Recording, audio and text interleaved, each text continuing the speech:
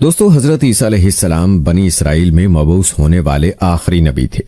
آپ علیہ السلام نے اپنی قوم کو خاتم الانبیاء حضرت محمد مصطفیٰ صلی اللہ علیہ وآلہ وسلم کی آمد کی خوشخبری دی، جیسا کہ قرآن مجید کی سورہ صافات کی آیت نمبر 6 میں اللہ تعالیٰ ارشاد فرماتے ہیں، اور جب عیسیٰ ابن مریم نے کہا، اے بنی اسرائیل، میں تمہارے پاس اللہ کا بھیجا ہوا آیا ہوں اور ایک پیغمبر کی جو میرے بعد آئیں گے جن کا نام احمد ہوگا بشارت سناتا ہوں۔ دوستو، یاد رہے کہ حضرت عیسیٰ علیہ السلام کے بعد تقریباً 600 سال تک کوئی نبی نہیں آیا۔ پھر اللہ تعالیٰ نے ہمارے آقا سرکار دو عالم صلی اللہ علیہ وآلہ وسلم کو سارے جہانوں کے لیے رحمت بنا کر مبعوث فرمایا اور ان پر آخری آسمانی کتاب قرآن مجید نازل فرمائی۔ یاد رہے کہ حضرت عیسیٰ علیہ السلام پر انجیل نازل فرمائی گئی تھی، جیسا کہ سورہ مائدہ کی آیت نمبر 46 میں اللہ تعالیٰ ارشاد فرماتے ہیں، اور ہم نے ان پیغمبروں کے بعد عیسیٰ ابن مریم کو اپنے سے پہلی کتاب یعنی تورات کی تصدیق کرنے والا بنا کر بھیجا، اور ہم نے ان کو انجیل عطا کی جس میں ہدایت اور نور تھا۔ ابن جریر نے تحریر کیا ہے کہ حضرت عیسیٰ علیہ السلام پر جب انجیل نازل ہوئی تو آپ علیہ السلام کی عمر مبارک 30 سال تھی، اور نبوت کے 3 سال بعد یعنی 33 برس کی عمر میں اللہ تعالیٰ نے آپ علیہ السلام کو آسمان پر اٹھا لیا۔ دوستو، آپ کو بتاتے چلیں کہ قرآن کریم کی 13 سورتوں میں مختلف ناموں سے حضرت عیسیٰ علیہ السلام کا تذکرہ موجود ہے۔ 26 مقامات پر عیسیٰ علیہ السلام، 23 مقامات پر ابن مریم، 11 جگہوں پر مسیح اور 1 مقام پر آپ علیہ السلام کو عبداللہ کہا گیا ہے۔ قرآن مجید کی 19 سورہ مریم حضرت عیسیٰ علیہ السلام کی والدہ محترمہ کے نام پر ہے، جس میں حضرت مریم بنت عمران اور حضرت عیسیٰ علیہ السلام کا قصہ تفصیل کے ساتھ موجود ہے۔ اس کے علاوہ قرآن مجید کی تیسری سورہ آل عمران حضرت مریم علیہ السلام کے والد ماجد کے نام سے منسوب ہے، جس میں حضرت مریم علیہ السلام کی پیدائش کا واقعہ بیان کیا گیا ہے۔ قرآن مجید کی 5ویں سورہ مائدہ میں اس کھانے کا ذکر ہے جس کی فرمائش حضرت عیسیٰ علیہ السلام کے حواریوں نے کی تھی۔ حضرت عیسیٰ علیہ السلام نے بارگاہ خداوندی میں دعا کی، جس پر آسمان سے مائدہ یعنی کھانے کے خوان کا نزول ہوا۔ دوستو، کہا جاتا ہے کہ قرآن پاک میں سب سے زیادہ جس نبی کا تذکرہ ہے وہ حضرت عیسیٰ علیہ السلام ہی ہے، اور اسی بارے میں مفتی محمد شفیع رحمہ اللہ تحریر فرماتے ہیں کہ قرآن کریم میں انبیاء کرام علیہ السلام میں سے سب سے زیادہ ذکر حضرت عیسیٰ علیہ السلام کا کیا گیا ہے۔ سورہ آل عمران کی 11ویں رکوع میں حق تعالیٰ نے انبیاء سابقین علیہ السلام کا ذکر ایک ہی آیت میں اجمالاً کرنے پر اکتفا فرمایا۔ اس کے بعد تقریباً 3 رکوع اور 22 آیات میں حضرت عیسیٰ علیہ السلام اور ان کے خاندان کا ذکر کیا گیا۔ حضرت عیسیٰ علیہ السلام کی نانی کا ذکر، ان کی نظر کا بیان، والدہ کی پیدائش، ان کا نام، تربیت کا تفصیلی ذکر، حضرت عیسیٰ علیہ السلام کا بطن مادر میں آنا، پھر ولادت کا مفصل حال، ولادت کے بعد ماں نے کیا کھایا پیا اس کا ذکر، اپنے خاندان میں بچے کو لے کر آنا، ان کے تان و تشنی، نومولود مسیح کو بطور معجزہ گویائی عطا ہونا، قوم کو دعوت دینا، ان کی مخالفت، حوارین کی امداد، یہودیوں کا نرغہ، زندہ آسمان پر اٹھایا جانا وغیرہ۔ پھر احادیث متواترہ میں ان کی مزید صفات، شکل و صورت، حیت، لباس وغیرہ کی پوری تفصیلات۔ یہ ایسے حالات ہیں کہ قرآن و حدیث میں کسی نبی اور رسول کے حالات اس تفصیل سے بیان نہیں کیے گئے۔ تو دوستو، سب سے پہلے بات کرتے ہیں حضرت مریم علیہ السلام کو بیٹے کی بشارت کی۔ یاد رہے کہ سورہ مریم کی آیات 16 سے 35 کے درمیان حضرت عیسیٰ علیہ السلام کی پیدائش کا ذکر فرمایا گیا ہے، جس کے مطابق حضرت مریم بیت المقدس سے متصل حجرے میں قیام پذیر تھیں۔ ایک دن وہ مسجد کے مشرقی کونے میں عبادت یا کسی اور مقصد سے تشریف لے گئیں اور پردہ کر لیا۔ امام قرطبی رحمہ اللہ علیہ فرماتے ہیں کہ وہ حسب عادت یکسوئی کے ساتھ عبادت الہی میں مشغول ہونے کے لیے حجرے کے مشرقی جانب کسی گوشے میں تشریف لے گئیں۔ حضرت مریم علیہ السلام اس گوشے میں تنہا تھیں کہ اچانک حضرت جبرائیل امین علیہ السلام انسانی شکل میں تشریف لائے۔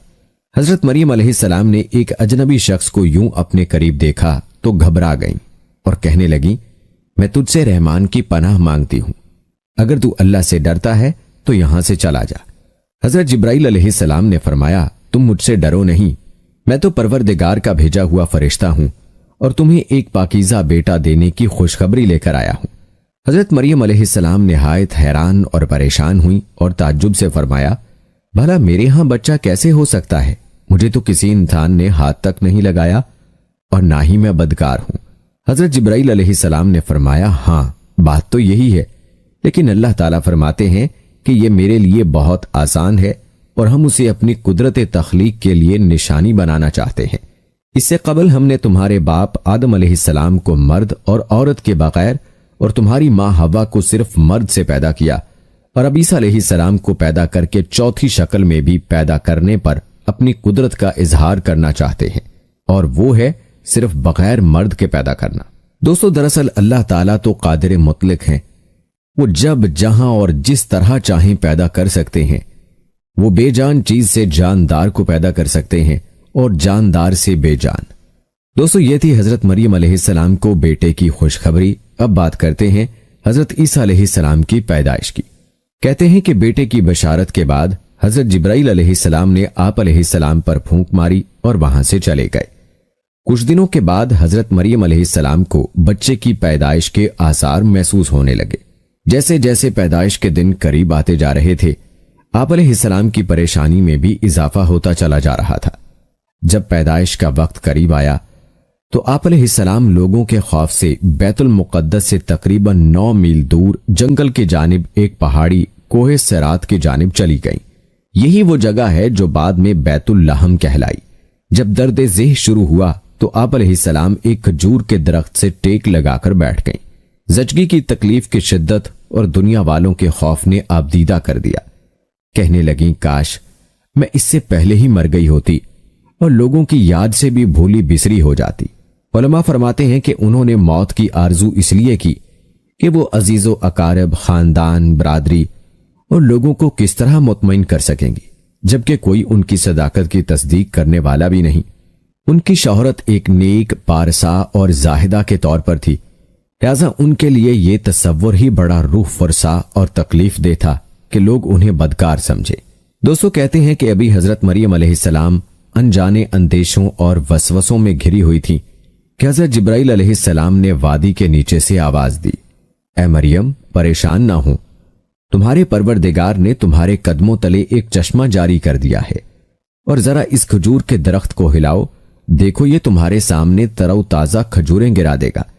اب تم اطمینان کے ساتھ یہ تازہ کھجوریں کھا لو، چشمے کا پانی پیو اور بچے کو دیکھ کر اپنی آنکھیں ٹھنڈی کرو، اور اگر تمہیں کوئی انسان نظر پڑ جائے تو اشارے سے کہہ دینا کہ میں نے روزہ رکھا ہوا ہے، میں آج کسی شخص سے بات نہیں کر سکتی۔ آپ کو بتاتے چلیں کہ اس وقت کی شریعت میں روزے میں کھانے پینے کے ساتھ بولنا بھی منع تھا۔ حضرت جبرائیل علیہ السلام کے اس پیغام سے حضرت مریم علیہ السلام کو اطمینان اور تسلی ہو گئی کہ اب میرا رب مجھے بدنامی اور رسوائی سے بچا لے گا۔ حضرت ابن عباس رضی اللہ تعالی عنہ سے مروی ہے کہ ولادت کے 40 روز بعد جب طہارت ہو چکی تو حضرت مریم علیہ السلام اپنے گھر والوں کے پاس واپس آئیں۔ لوگ نومولود بچے کو گود میں دیکھ کر حیران رہ گئے اور بدگمان ہو کر بولے، اے مریم، یہ تو نے بڑے گناہ کا کام کیا، نہ تو تیرا باپ برا آدمی تھا اور نہ تیری ماں بدکار تھی۔ حضرت مریم علیہ السلام نے جبرائیل امین علیہ السلام کی ہدایت کے مطابق بچے کی طرف اشارہ کر دیا۔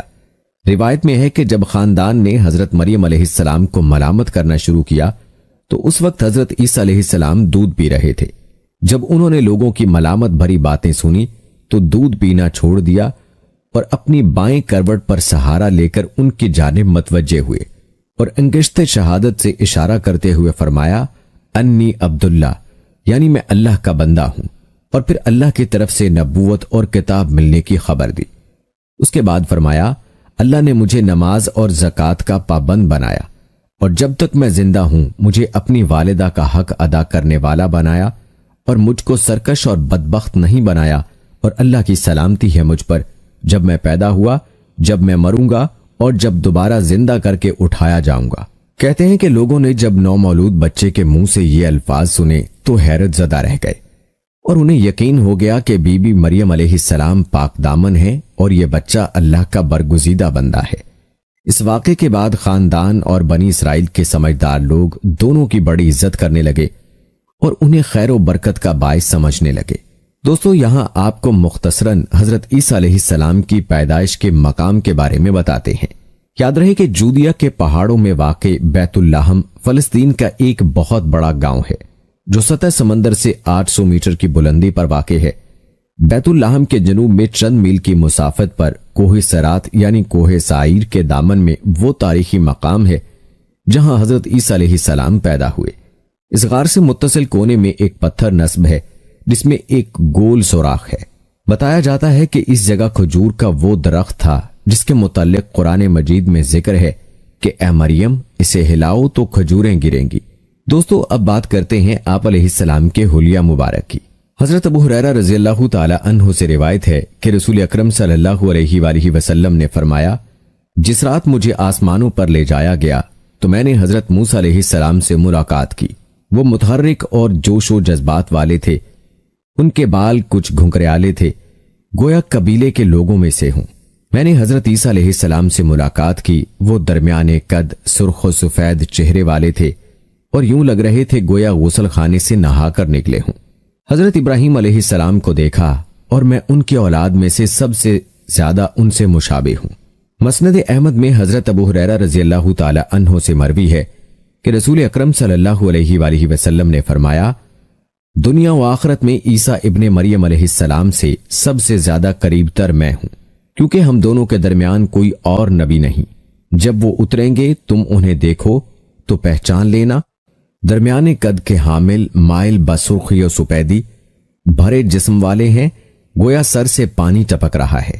اگرچہ تری نیچے تک نہیں پہنچتی، وہ تمام امتوں کو ختم کر دیں گے، حتیٰ کہ ان کے زمانے میں صرف اسلام رہ جائے گا اور زمین پر ایسی خوشحالی، برکت اور امن ہوگا کہ اونٹ اور شیر، چیتے اور گائیں، بھیڑیے اور بکریاں ایک ساتھ چریں گے، بچے بچیاں سانپوں کے ساتھ کھیلیں گے، ایک دوسرے کو کوئی نقصان نہیں پہنچائے گا۔ جب تک اللہ تعالیٰ نے چاہا یوں ہی ہوتا رہے گا۔ پھر حضرت عیسیٰ علیہ السلام وفات فرمائیں گے تو مسلمان ان پر نماز پڑھ کر انہیں دفنائیں گے۔ ایک روایت میں ہے کہ حضرت عیسیٰ علیہ السلام 40 سال تک دنیا میں رہیں گے۔ آپ علیہ السلام کو روضہ اطہر میں دفنایا جائے گا، جہاں ایک قبر کی جگہ باقی ہے۔ دوستو یہ تھا تذکرہ آپ علیہ السلام کے حلیہ مبارک کا۔ اب آپ علیہ السلام کی زندگی کے باقی حالات و واقعات کے بارے میں آپ کو بتاتے ہیں۔ حضرت ابن عباس رضی اللہ تعالی عنہ سے مروی ہے کہ حضرت عیسیٰ ابن مریم علیہ السلام گود میں بات چیت کے بعد کلام کرنے سے رک گئے تھے۔ پھر جب لڑکپن کو چھونے لگے تو اللہ تعالیٰ نے ان کی زبان پر حکمت اور دانائی کی باتیں جاری کر دیں۔ جب آپ علیہ السلام 7 سال کے ہوئے تو حضرت مریم علیہ السلام نے آپ علیہ السلام کو معلم کے پاس درس گاہ میں بھیجنا شروع کر دیا۔ حضرت عیسیٰ علیہ السلام بچپن ہی میں اللہ کی طرف سے الہام کردہ عجائبات کا نظارہ کرتے تھے۔ یہ بات یہودیوں میں پھیل گئی تو انہوں نے آپ علیہ السلام کے خلاف منصوبے بنانے شروع کر دیے۔ حالانکہ آپ علیہ السلام کے خاندان کے لوگ آپ علیہ السلام کی اور حضرت مریم علیہ السلام کی بہت عزت کرتے تھے۔ یہود نے آپ علیہ السلام اور آپ علیہ السلام کی والدہ کے متعلق طرح طرح کے اعتراضات شروع کر دیے۔ یہ وہ وقت تھا کہ جب حضرت زکریا علیہ السلام بنی اسرائیل کے پیغمبر تھے، لیکن یہود اپنی سابقہ روایات اور عادات خبیثہ کے باعث حضرت زکریا علیہ السلام کی نافرمانی اور ان کی تکذیب کرتے تھے۔ ان لوگوں نے مختلف گروہوں میں تقسیم ہو کر مشرکانہ طور طریقے اختیار کر لیے تھے، یہاں تک کہ اپنی خواہشات کے مطابق تورات میں بھی بہت زیادہ رد و بدل کر لیا تھا۔ ان کے عقائد و اعمال دن بدن بد سے بدتر ہوتے چلے جا رہے تھے۔ جب بیت المقدس کے حالات خراب ہونے لگے تو حضرت مریم علیہ السلام آپ علیہ السلام کو لے کر اپنے عزیزوں کے پاس مصر چلی گئیں۔ 13 سال بعد اللہ تعالیٰ کے حکم سے مصر سے واپس ہوئیں۔ پھر اللہ نے آپ علیہ السلام کو انجیل عطا فرمائی اور تورات کی تعلیم دی۔ اس کے علاوہ مردوں کو زندہ کرنا، کوڑیوں کو صحیح کرنا اور دوسرے معجزات سے نوازا۔ دوستو اب بات کرتے ہیں آپ علیہ السلام کے معجزات کی۔ یاد رہے کہ اللہ تبارک و تعالیٰ نے ہر نبی کو اس کے زمانے کے حالات و مشاہدات کے مطابق معجزے عطا فرمائے تاکہ ان کی صداقت، افضلیت اور برتری نمایاں رہے۔ اسی طرح اللہ تعالیٰ نے حضرت عیسیٰ علیہ السلام کو بھی معجزے اور فضیلتیں عطا فرمائیں۔ سب سے پہلا معجزہ تو حضرت عیسیٰ علیہ السلام کا بغیر والد کے پیدا ہونا تھا۔ آغوش مادر میں کلام کر کے اپنی والدہ کی پاکیزگی اور صداقت کی گواہی دی۔ مٹی کا پرندہ بناتے، اس پر پھونک مارتے تو وہ اللہ کے حکم سے پرندہ بن جاتا۔ پیدائشی نابینا کی آنکھوں پر ہاتھ رکھتے تو اس کی بینائی ایسے آ جاتی جیسے کبھی نابینا نہ ہوا ہو۔ برس، جزام اور کوڑ کے مریضوں کو اللہ کے حکم سے صحت یاب کرتے، مردوں کو زندہ کر دیتے، لوگ جو کچھ گھروں سے کھا کر آتے اور جو اپنے گھروں میں ذخیرہ کرتے اس کی تفصیل بتا دیتے۔ دوستو یاد رہے کہ اللہ نے یہود و نصارہ کی پھانسی سے آپ علیہ السلام کو بچا کر زندہ سلامت آسمانوں پر اٹھایا، اور آپ علیہ السلام قیامت کے قریب دوبارہ دنیا میں تشریف لائیں گے اور لوگوں سے کلام کریں گے، جس کا اشارہ سورہ آل عمران میں ہے کہ ماں کی گود میں بھی اور ادھیڑ عمر میں بھی کلام کریں گے۔ جب آپ علیہ السلام کو دنیا میں دوبارہ بھیجا جائے گا تو آپ علیہ السلام امت محمدیہ صلی اللہ علیہ وآلہ وسلم کی قیادت کے لیے بحیثیت خلیفۃ الرسول صلی اللہ علیہ وآلہ وسلم اور امتی کے تشریف لائیں گے۔ آپ علیہ السلام مسلمانوں کے ساتھ مل کر جہاد کریں گے، دجال اور خنزیر کو قتل کریں گے، صلیب توڑ ڈالیں گے، زمین میں امن و برکت ہوگی اور دنیا میں صرف اسلام رہ جائے گا۔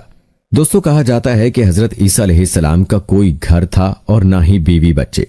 آپ علیہ السلام شہر شہر کریا کریا دین حق کی تبلیغ فرماتے اور لوگوں تک اللہ کا پیغام پہنچاتے، حسب ضرورت اپنے معجزات سے ان کی مدد بھی فرماتے، لیکن ان سب کے باوجود یہودیوں کی اکثریت آپ علیہ السلام کو اذیت دینے اور تکذیب کرنے سے باز نہ آتی۔ دراصل بنی اسرائیل آپ علیہ السلام کی نبوت کے منکر رہے، البتہ ان میں سے کچھ لوگ ایسے ضرور تھے جو آپ علیہ السلام کے پیروکار اور ہم درد و غمخوار تھے۔ وہ آپ علیہ السلام کے ساتھ دین کے کام میں مشغول رہتے، جیسا کہ قرآن کریم میں انہیں حواری کے نام سے یاد کیا ہے، اور اس بارے میں ارشاد باری تعالیٰ ہے، جب حضرت عیسیٰ علیہ السلام نے ان کا کفر محسوس کر لیا تو کہنے لگے، اللہ تعالیٰ کی راہ میں میری مدد کرنے والا کون کون ہے؟ حواریوں نے جواب دیا، ہم اللہ تعالیٰ کی راہ میں آپ علیہ السلام کے مددگار ہیں، ہم اللہ تعالیٰ پر ایمان لائے اور آپ علیہ السلام گواہ رہیے کہ ہم تابعدار ہیں۔ یاد رہے کہ لفظ حواری حور سے ماخذ ہے، جس کے لغوی معنی سفیدی کے ہیں۔ اصطلاح میں حضرت عیسیٰ علیہ السلام کے مخلص ساتھیوں کو یہ لقب دیا گیا ہے، جیسے رسول اللہ صلی اللہ علیہ وآلہ وسلم کے ساتھیوں کو صحابی کے لقب سے نوازا گیا۔ مفسرین نے بہت ہی قریبی حوارین کے تعداد 12 بتلائی ہے۔ حوارین حواری کی جمع ہے اور اس کے معنی انصار یعنی مددگار کے ہیں، جیسے حضور نبی کریم صلی اللہ علیہ وآلہ وسلم کا فرمان ہے کہ ہر نبی کا کوئی حواری یعنی مددگار ہوتا ہے، میرے حواری زبیر رضی اللہ تعالی عنہ ہیں۔ دوستو اب تذکرہ کرتے ہیں آپ علیہ السلام کے حواریوں کی فرمائش کا۔ قرآن پاک میں اللہ تعالیٰ ارشاد فرماتے ہیں، اور جب حواریوں نے کہا، اے عیسیٰ ابن مریم، کیا آپ کا پروردگار ایسا کر سکتا ہے کہ ہم پر آسمان سے طعام کا خوان نازل کرے؟ انہوں نے کہا، اگر ایمان رکھتے ہو تو اللہ سے ڈرو۔ وہ بولے، ہماری خواہش ہے کہ ہم اس میں سے کھائیں اور ہمارے دل تسلی پائیں، اور ہم جان لیں کہ تم نے ہم سے سچ کہا اور ہم اس خوان کے نزول پر گواہ رہیں۔ حضرت عیسیٰ ابن مریم علیہ السلام نے دعا کی، اے ہمارے پروردگار، ہم پر آسمان سے خوان نازل فرما کہ ہمارے لیے وہ دن عید قرار پائے، یعنی ہمارے اگلوں اور پچھلوں سب کے لیے، اور وہ تیری طرف سے نشانی ہو، اور ہمیں رزق دے، تو بہتر رزق دینے والا ہے۔ جواب میں اللہ تعالیٰ نے فرمایا، میں تم پر ضرور خوان نازل فرماؤں گا، لیکن جو اس کے بعد تم میں سے کفر کرے گا اسے ایسا عذاب دوں گا کہ اہل عالم میں کسی کو ایسا عذاب نہ دوں گا۔ دوستو ان آیات مبارکہ میں خوان یا طعام کے لیے مائدہ کا لفظ استعمال ہوا ہے۔ مائدہ ایسے دسترخوان کو کہتے ہیں جس پر کھانا چنا جاتا ہے۔ حضرت عمار بن یاسر رضی اللہ تعالی عنہ سے روایت ہے کہ حضور اکرم صلی اللہ علیہ وآلہ وسلم نے فرمایا، آسمان سے دسترخوان اترا جس میں روٹی اور گوشت تھا، ان کو حکم ملا کہ خیانت نہ کریں، ذخیرہ نہ کریں اور نہ کل کے لیے اٹھا رکھیں، لیکن انہوں نے خیانت کی، ذخیرہ کیا اور اٹھا کر رکھا تو وہ بندروں اور سوروں میں تبدیل ہو گئے۔ دوستو اب بات کرتے ہیں عقیدہ تثلیث کی۔ ارشاد باری تعالیٰ ہے، آپ صلی اللہ علیہ وآلہ وسلم کہہ دیجئے کہ وہ اللہ تعالیٰ ایک ہی ہے، وہ معبود برحق بے نیاز ہے، کسی کا باپ ہے اور نہ کسی کا بیٹا، اور کوئی اس کا ہمسر نہیں۔ لیکن دوستو عقیدہ توحید کے برعکس نصارہ نے اللہ تعالیٰ کے ساتھ حضرت عیسیٰ علیہ السلام اور روح القدس یعنی حضرت جبرائیل علیہ السلام ہی کو شریک کرنے پر اکتفا نہیں کیا، بلکہ حضرت مریم علیہ السلام کو بھی خدا کا درجہ دے دیا۔ دراصل نصارہ بھی یہودیوں کی طرح مختلف فرقوں میں تقسیم ہو گئے تھے۔ اس وقت ان میں 3 فرقے تھے۔ ایک کستوریا جو عیسیٰ علیہ السلام کو خدا کا بیٹا کہتا تھا، دوسرا یعقوبیہ جو عیسیٰ علیہ السلام کو خدا کے ساتھ متحد مانتے تھے، تیسرا ملکانیہ جو حضرت عیسیٰ علیہ السلام کو 3 خداؤں میں سے ایک مانتے تھے۔ نزول قرآن کے وقت بھی نصارہ فرقوں میں تقسیم تھے۔ ان کا عقیدہ 3 الگ الگ اصولوں پر مبنی تھا۔ ایک فرقہ کہتا تھا کہ مسیح عین خدا ہیں اور خدا ہی بشکل مسیح دنیا میں اترا۔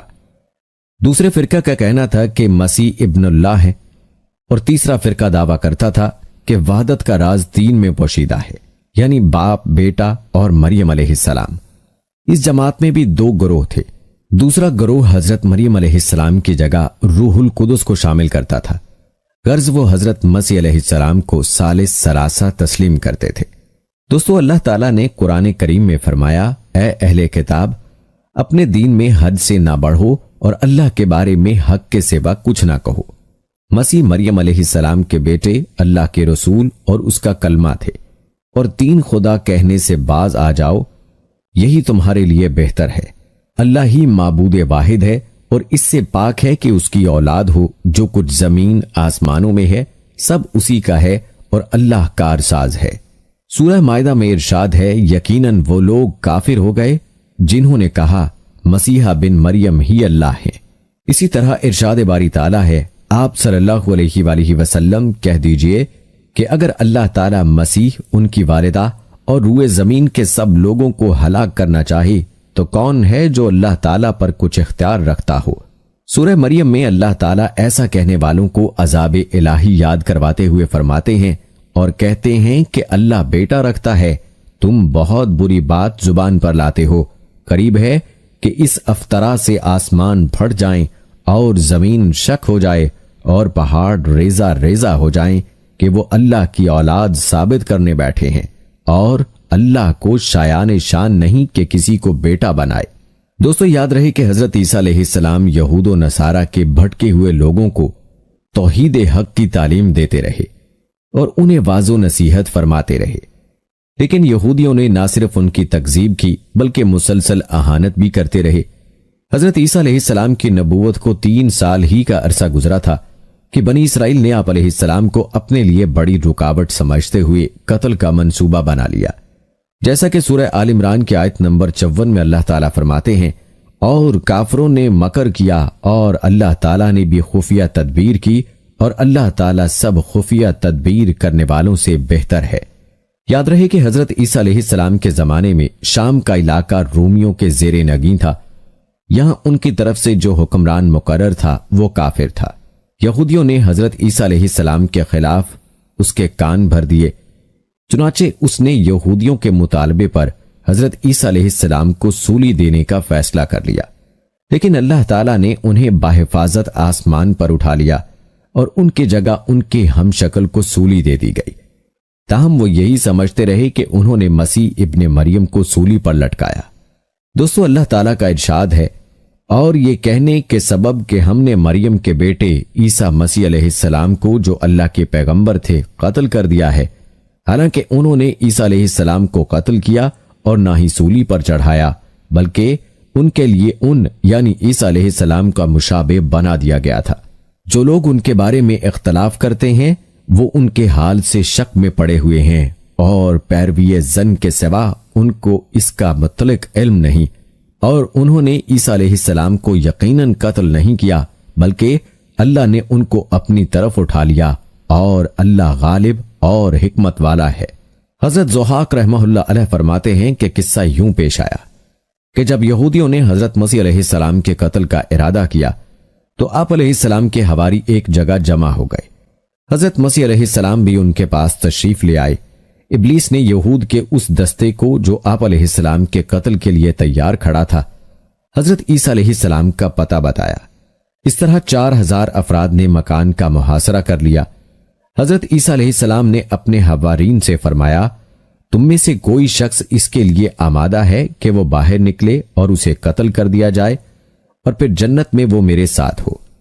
ایک شخص نے اس قربانی کے لیے اپنے آپ کو پیش کر دیا۔ آپ علیہ السلام نے اسے اپنا کرتا امامہ عطا فرمایا، پھر اس پر آپ علیہ السلام کی مشابہت ڈال دی گئی، اور جب وہ باہر آیا تو یہود اسے پکڑ کر لے گئے اور سولی پر چڑھا دیا، جبکہ حضرت عیسیٰ علیہ السلام کو اللہ تعالیٰ نے آسمانوں پر اٹھا لیا۔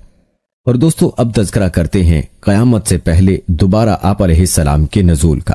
یاد رہے کہ نبی کریم صلی اللہ علیہ وآلہ وسلم کے امتی کی حیثیت سے حضرت عیسیٰ علیہ السلام کا دوبارہ نزول امت مسلمہ کی قیادت و رہنمائی، فتنہ و دجال کی سرکوبی، خنزیر کا قتل، صلیب کا توڑنا، یاجوج ماجوج کا خاتمہ، فسق و فجور کا سدباب، امن و امان کا قیام، اسلام کا بول بالا، قرب قیامت کی وہ حقیقتیں ہیں کہ جن کے ظہور کا تذکرہ احادیث کی تمام کتب بشمول صحیح بخاری اور مسلم شریف میں موجود ہے۔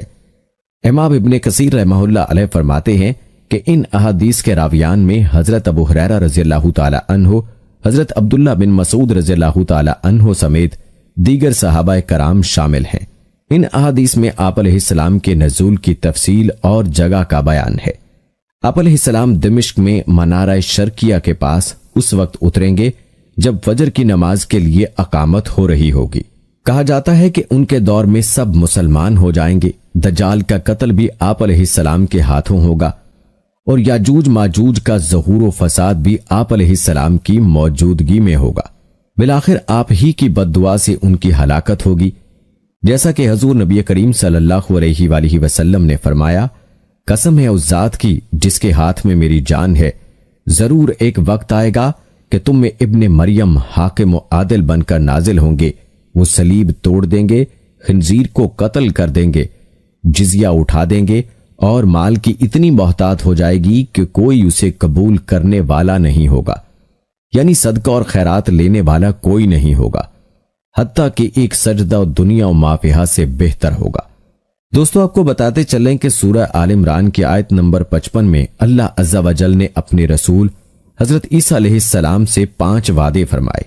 سب سے پہلا وعدہ یہ تھا کہ ان کی موت یہودیوں کے ہاتھوں قتل کے ذریعے نہیں ہوگی، بلکہ طبعی طور پر وقت مقررہ پر ہوگی، اور یقیناً وہ وقت قیامت کے نزدیک آئے گا جب حضرت عیسیٰ علیہ السلام آسمان سے زمین پر نازل ہوں گے۔ دوسرا وعدہ عالم بالا کی طرف اٹھا لینے کا تھا، یہ اسی وقت پورا کر دیا گیا۔ تیسرا وعدہ انہیں دشمنوں کی تہمتوں سے پاک کرنے کا تھا، وہ اس طرح پورا ہوا کہ نبی کریم صلی اللہ علیہ وآلہ وسلم تشریف لائے اور یہود کے سب الزامات کی تردید کر دی۔ چوتھا وعدہ آپ علیہ السلام کے تابع داروں کو آپ علیہ السلام کے منکرین پر قیامت تک غالب رکھنے کا تھا، چنانچہ تاریخ گواہ ہے کہ نصارہ اور مسلمان غالب رہے اور انہی کی حکومتیں دنیا میں قائم ہوئیں اور رہیں گی۔ پانچواں وعدہ قیامت کے روز ان مذہبی اختلافات کا فیصلہ فرمانے کا ہے جو آپ علیہ السلام سے متعلق ہیں۔ دوستو، یہ تھے حالات و واقعات حضرت عیسیٰ علیہ السلام کی زندگی کے حوالے سے۔ سلسلہ قصص الانبیاء کی یہ آخری ویڈیو تھی۔ اس سلسلے کی ویڈیوز میں ہم نے حضرت آدم علیہ السلام سے حضرت عیسیٰ علیہ السلام تک کل 27 انبیاء کرام کا ایمان افروز تذکرہ کیا ہے۔